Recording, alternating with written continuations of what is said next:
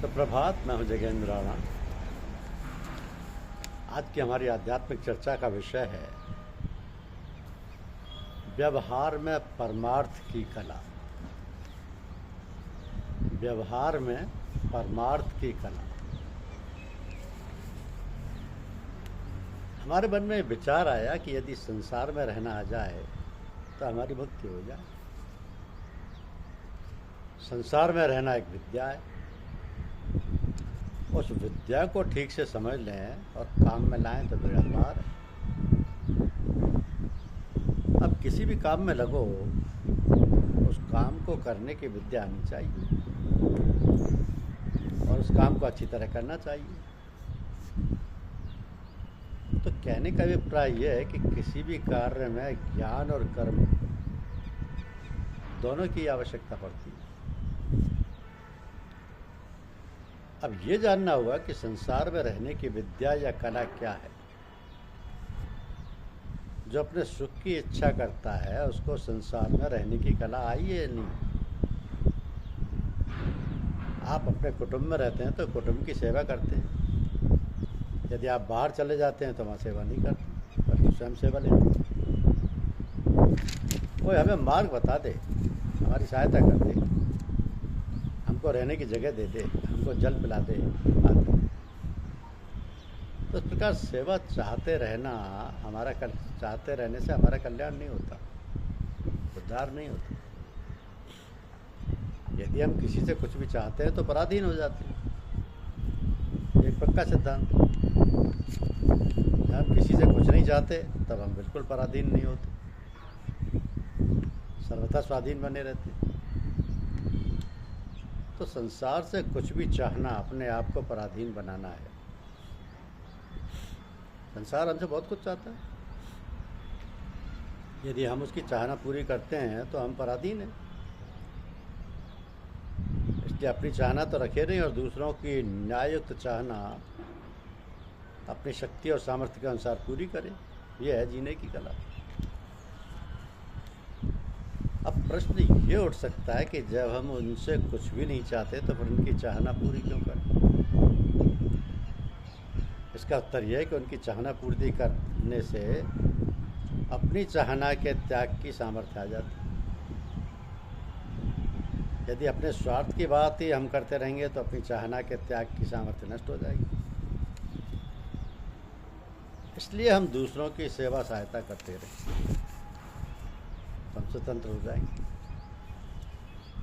संसार में रहकर स्वतंत्र होना ही संसार से ऊंचा उठना है और यही मुक्ति है।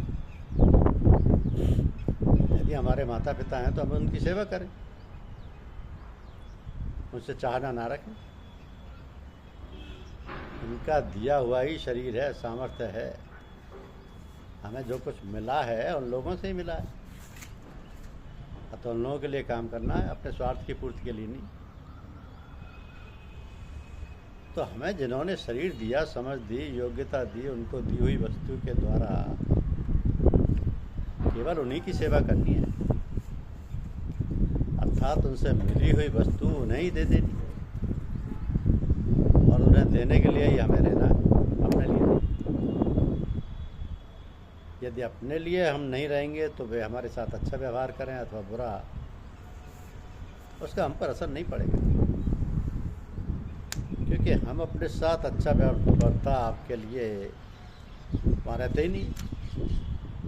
हमें तो उनकी सेवा कैसे हो जाए, उनका सुख कैसे पहुँचे, उनका हित कैसे हो, उनको आराम कैसे पहुँचे, यही भाव रखना। इस प्रकार कार्य करने से हम दुखी हो जाएंगे, ऐसा प्रश्न उठ सकता है। परंतु हम दुखी तभी होंगे जब उनसे कुछ चाहेंगे और वे नहीं कर सकेंगे। हम चाहें ही नहीं तो दुखी कैसे होंगे। हमें तो केवल उनके सुख, हम तो केवल उनके सुख के लिए रहते हैं। उनको सुख पहुंचाना ही हमारा काम है। तो हम सेवा करते हैं और यदि वे दुख देंगे तो दुख देने से हमारे पापों का नाश हो जाएगा और पापों का नाश हो जाने से अंतःकरण निर्मल हो जाएगा। सेवा करने से त्याग होगा, हमको दुगना लाभ होगा। हमको सुख कैसे पहुँचे इसके लिए ही संसार में रहना है। यही हमारा कर्तव्य है। हमारा कर्तव्य तो उनकी चाहना पूरी करना है। उनकी चाहना पूरी करने में दो बातों का ध्यान रखना है। एक तो उनकी चाहना अन्याय युक्त तो नहीं है, अर्थात चाहना न्यायुक्त हो। दूसरा, हमारी सामर्थ्य के बाहर की बात तो नहीं है। यदि सामर्थ्य के बाहर हो तो हाथ जोड़कर उनसे क्षमा मांग लें कि भाई हम तो समर्थ नहीं, हमारे पास इतनी शक्ति नहीं है, इसलिए आप हमें क्षमा करें। यदि सामर्थ्य हो तो उनकी चाह पूरी कर दो। इस प्रकार संसार में जल में कमल के पत्ते की भांति रहें। कमल का पत्ता जल में रहते हुए भी जल से भीगता नहीं, मोती की तरह ऊपर लुढ़कता रहता है, उसमें भेदन नहीं होता। जैसे कपड़ा भीग जाता है ऐसे वो भीगता नहीं। ऐसे ही हम अपने लिए ना रहकर केवल सेवा के लिए रहें तो हम भीगते नहीं, अर्थात संसार में फंसते नहीं। केवल उनके लिए ही रहें, अपने लिए नहीं, अपने लिए कुछ भी ना चाहें।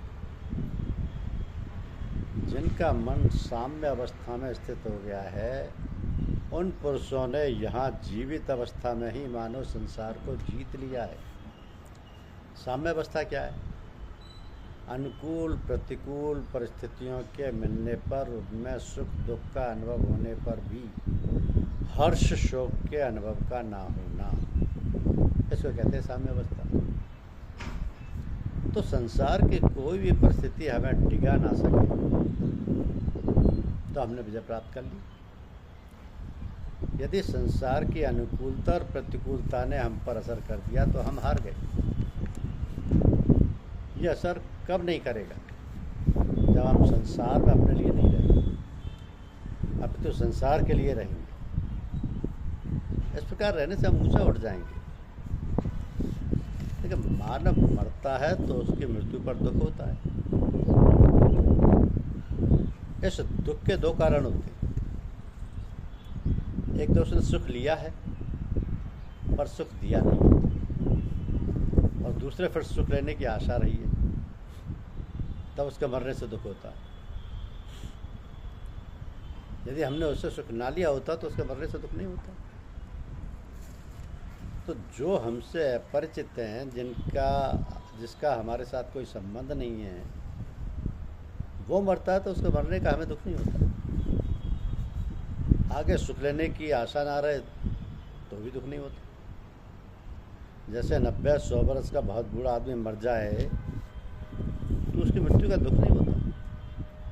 लोग तो यहाँ तक कहते हैं कि उसका मरण विवाह जैसी बात है, बड़े आनंद की बात है। कारण क्या है? अब उससे सुख की कोई आशा नहीं रही। किसी तरह वो हमारी सेवा करेगा, हमारा हित करेगा, ऐसी आशा ही नहीं रही, इसलिए दुख नहीं होता। यदि जवान 20-25 वर्ष की आयु का व्यक्ति मर जाता है तो दुख होता है, क्योंकि उससे आशा बांध रखी है कि सुख मिलेगा। आशा ही दुखों का कारण होता है।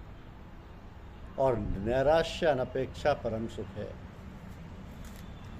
नैराश्य अनपेक्षा परम सुख है। आपके शरीर का निर्वाह भी समिष्ट से ही होगा,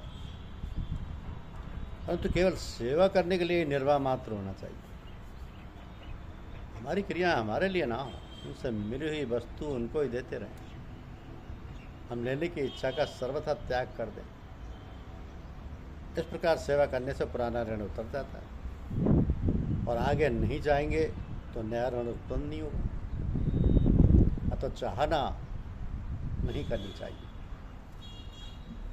संसार में हम रहें, संसार से हम सुख ना चाहें और सुख देते रहें, सेवा करते रहें। सेवा लेने की चाहत को भीतर से हटा दें तो संसार में हमको रहना आ गया। और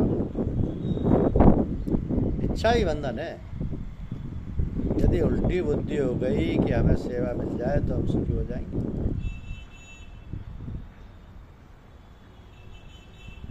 यह बुद्धि की विपरीतता यह है कि सेवा लेंगे तो ऋणी हो जाएंगे। तो सुखी कैसे होंगे? ऋण चढ़ जाएगा। ऋणी आदमी की मुक्ति नहीं होती। ऋणी तो तभी मुक्त होगा जब ऋणदाता उसे क्षमा कर दे। जब तक संसार के ऋणी रहते हैं तब तक मुक्ति नहीं होती। इसलिए संसार से ऋण मुक्ति हो जाए, सेवा ली है तो बदला चुका दें। हमसे वे जो सेवा चाहते हैं उनकी वो सेवा करते हैं।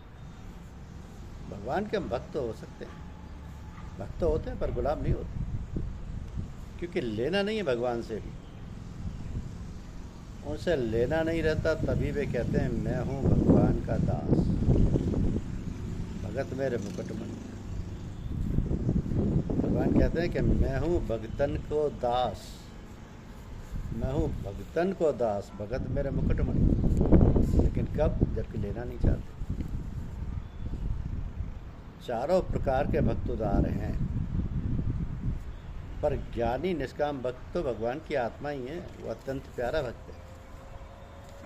निष्काम ज्ञानी भक्त को भगवान अत्यंत प्यारे, कारण कि वह उनसे कुछ नहीं चाहता। आर्थ भक्त, अर्थार्थी भक्त और जिज्ञासु तो कुछ ना कुछ चाहते हैं।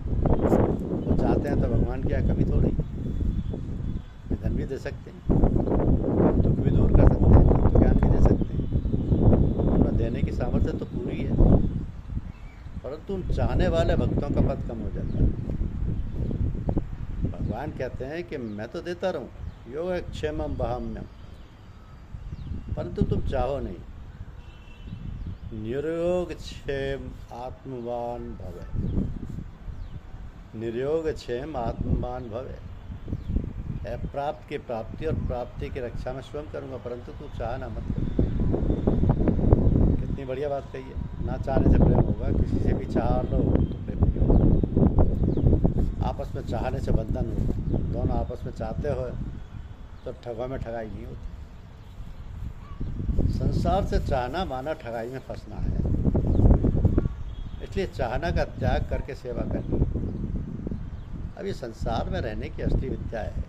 यही है व्यवहार में परमार्थी कला, यही है जीवन की कल्याणकारी कला, यही है व्यवहार में परमार्थी कला, और इसी को जीवन की कल्याणकारी कला कहते हैं। तो चक्रवात के ठीक बीच में एक ऐसा स्थान भी रहता है जहाँ कोई हलचल नहीं होती, वहाँ तनिक भी प्रकोप नहीं रहता। पृथ्वी इतनी शांति रहती है कि यदि छोटे शिशु को वहाँ सुलाया जा सके तो वो सुख की नींद सोता रहे।